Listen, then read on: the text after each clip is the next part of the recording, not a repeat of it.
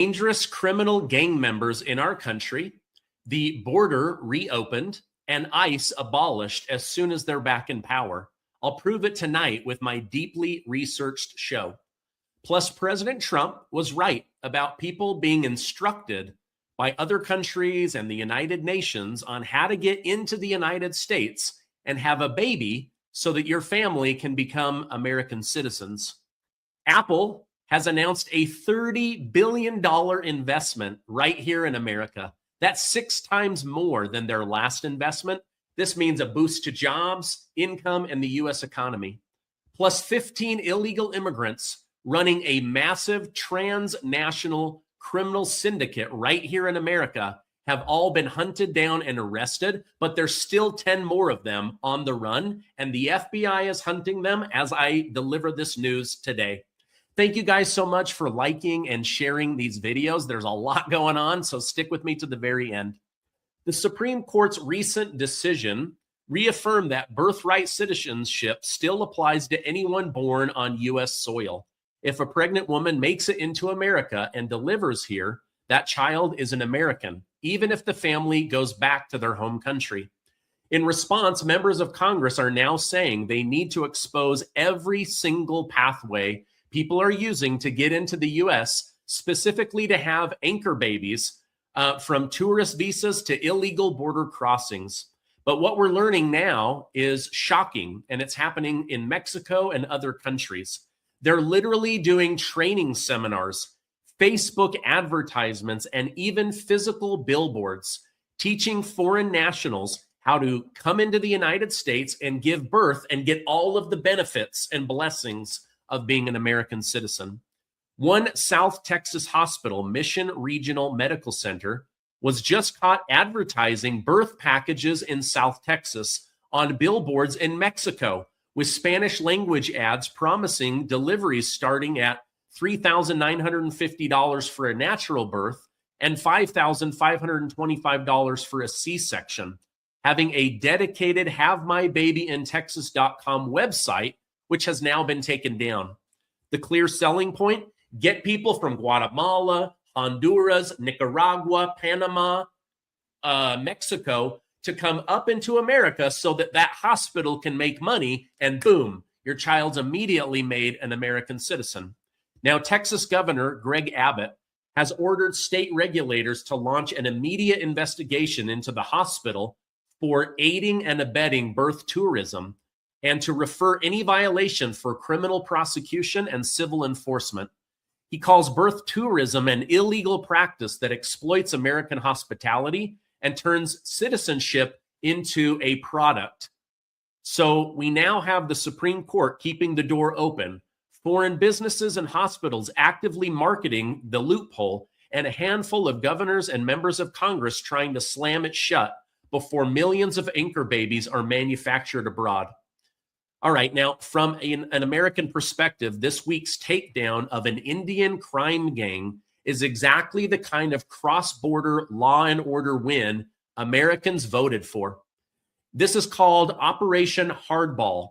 The Justice Department and the FBI, working with partners in Canada and Europe, unsealed 3 major indictments charging 37 defendants tied to 3 Indian-based transnational crime syndicates.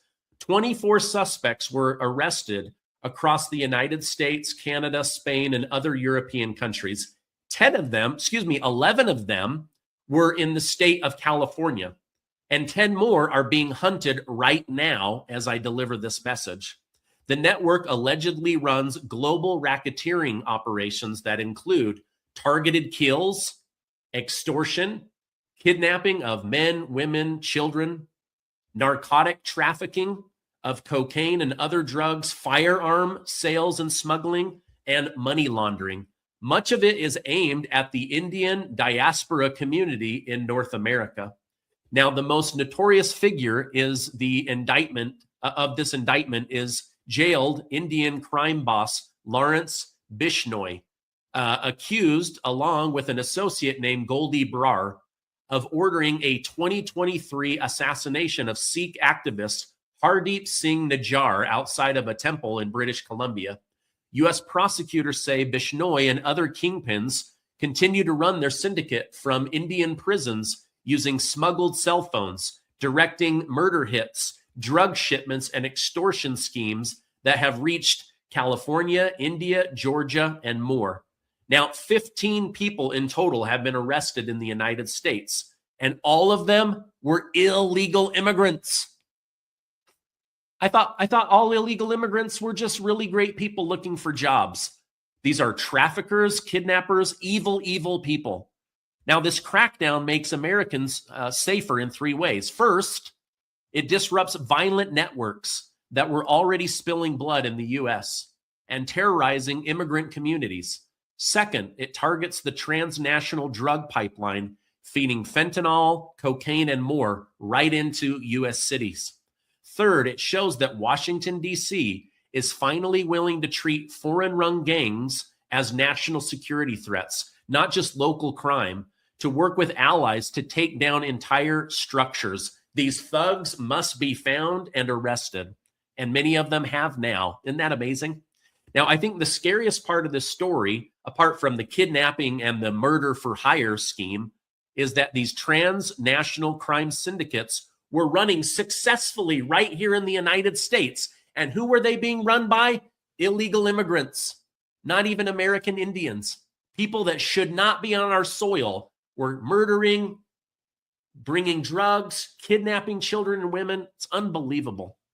All right, now it's not all bad news.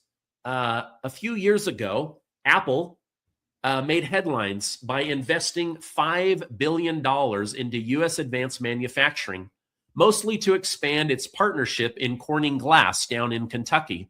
So the world's most advanced cover glass for iPhone and Apple watches would be manufactured right here in the good old United States, and to start building more chips for its devices right here in America. That alone was considered a massive win by President Trump and Apple.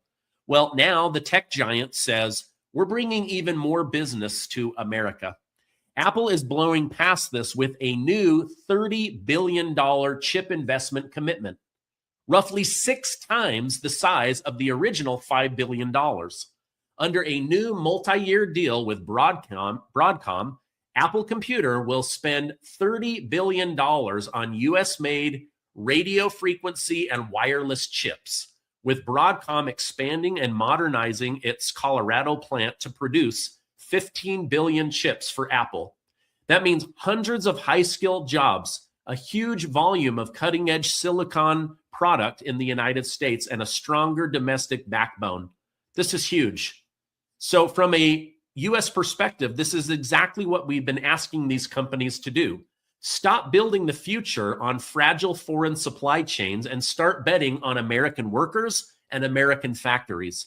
Apple has already done $5 billion. Now they're about to 6x it and do $30 billion.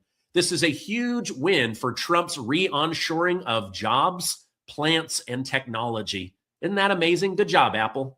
Now, while Apple was pouring tens of billions of dollars into American jobs, Democrats like Congressman Ro Khanna are focused on dismantling one of the core agencies charged with protecting Americans here at home.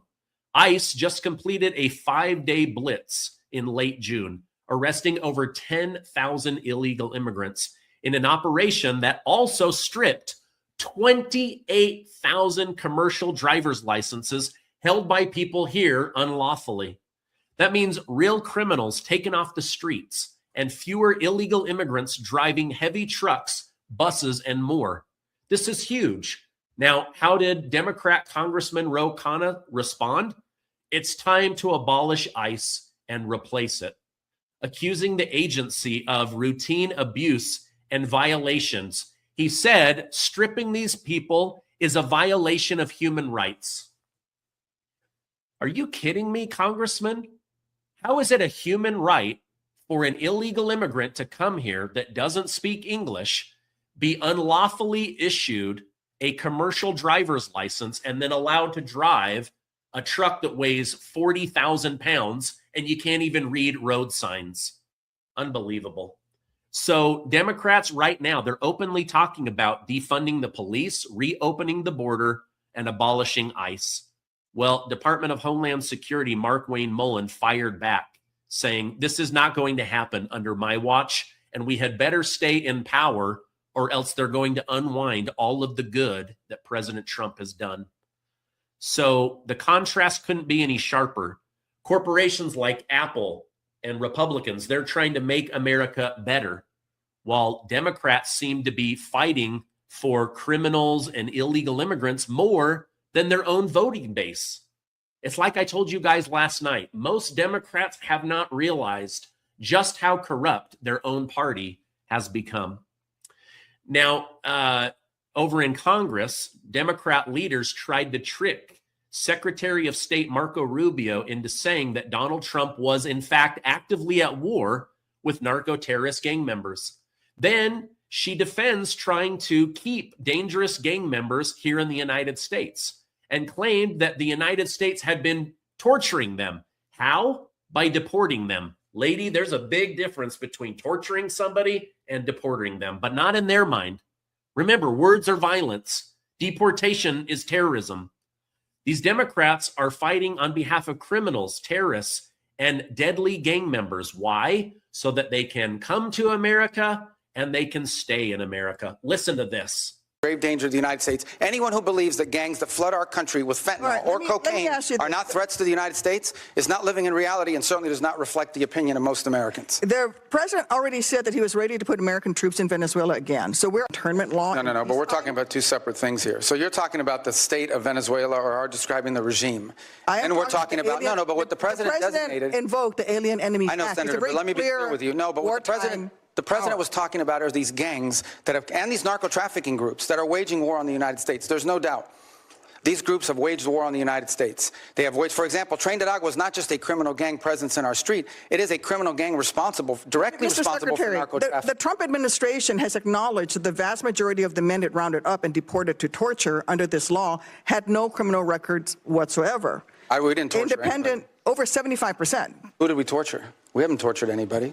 We've arrested people that are members of gangs and we've deported them. We don't want gang members in our country. Have found that many of the men were here legally. If the administration is willing to lie about who it's targeting under this law, what protections do totally innocent people have against abuse? Again, I want to ask you, will you advise the president to rescind his invocation of the Wartime Alien Enemies Act? No, of course not. I mean, these are people that are threats to the national security of the United States. But I've described this in hearings in the past, including so you're you guys. Saying that we're at war? We are absolutely. When it comes to narco-trafficking groups and criminal gangs that are targeting the United States for criminal activity, we're in a state of war. There's no doubt about the fact that we're confronting them in a war-like setting because they're waging war on. And do the Geneva Convention They're waging war against us, and they're enemy combatants as a result of it. And the fact of the matter is that we are confronting these irregular groups, and that's one of the great challenges of the new century in this hemisphere in particular, is that these non-state actors who possess state-like capabilities in terms of their weaponry pose a grave danger to the United States. I don't think any American would dispute that we have cartels that pose a threat to the national security of the United States. With all of the other laws of when it comes to warfare. I mean, you're saying that he can invoke this wartime power.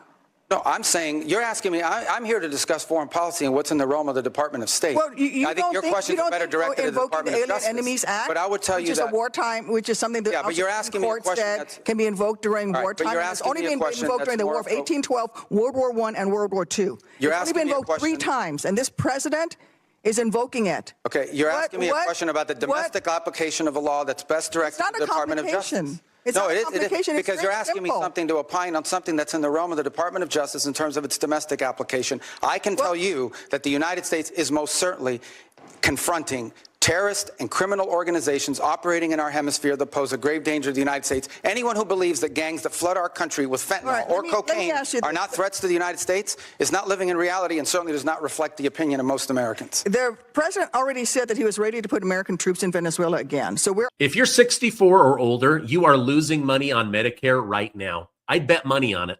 There are over 24,000 plans. They change every year, and most people, they pick one, never look back, and end up overpaying every single month without knowing it. That's money walking out the door. That's why you need to know about Chapter. They make Medicare simple, and they're independent, the only Medicare advisor that compares every plan nationwide. They look at your doctor, your prescription, what you actually need, and find the plan that protects you and your wallet. The right coverage at the right price. That's what it's all about. Already on the right plan, they'll tell you. If you're not, they'll help you switch. Folks who switched with Chapter save on average $1,100 a year. That's real money back in your pocket. Chapter is a free resource for my audience. They can review your options in under 20 minutes. Just give them a call right now at 435-288-0593, and please stop leaving money on the table.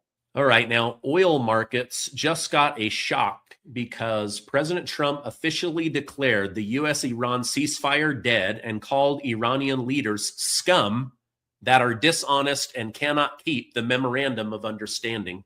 Speaking to reporters, President Trump said that after Iran launched 85 missiles and drones on U.S. military sites in Kuwait and Bahrain, that this truce was over.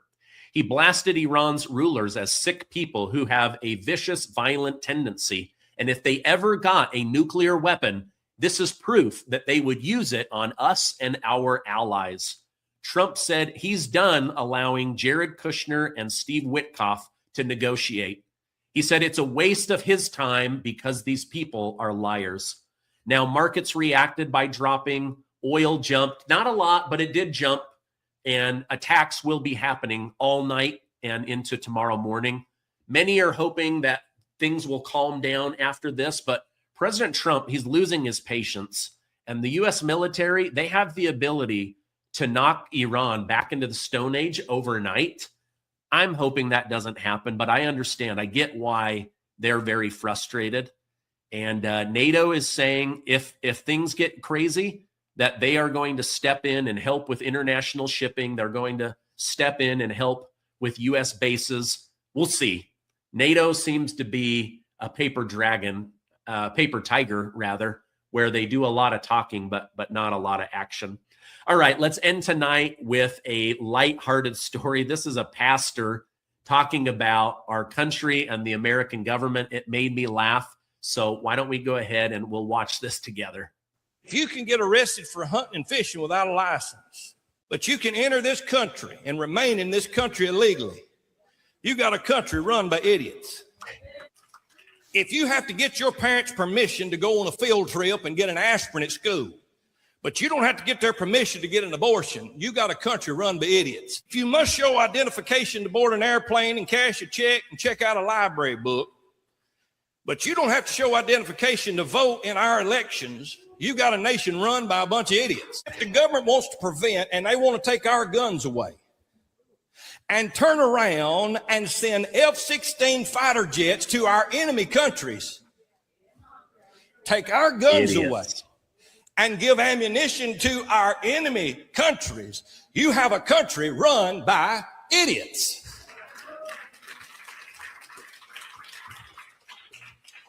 In the nation's largest city, New York City, you can buy 2 16-ounce Cokes, but you can't buy 1 24-ounce Coke because 24 ounces of a sugary Coke will make you fat.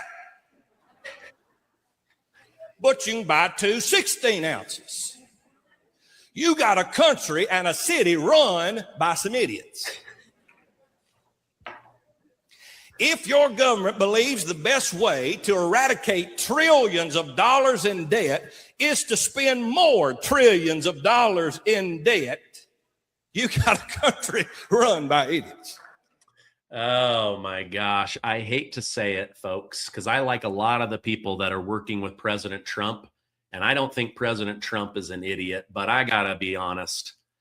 We got a country run by idiots. $40 trillion in debt, all of these stupid wars, all of this money spent on illegal immigrants, other countries, NGOs, USAID, giving housing to illegal immigrants. I mean, it's asinine. Why?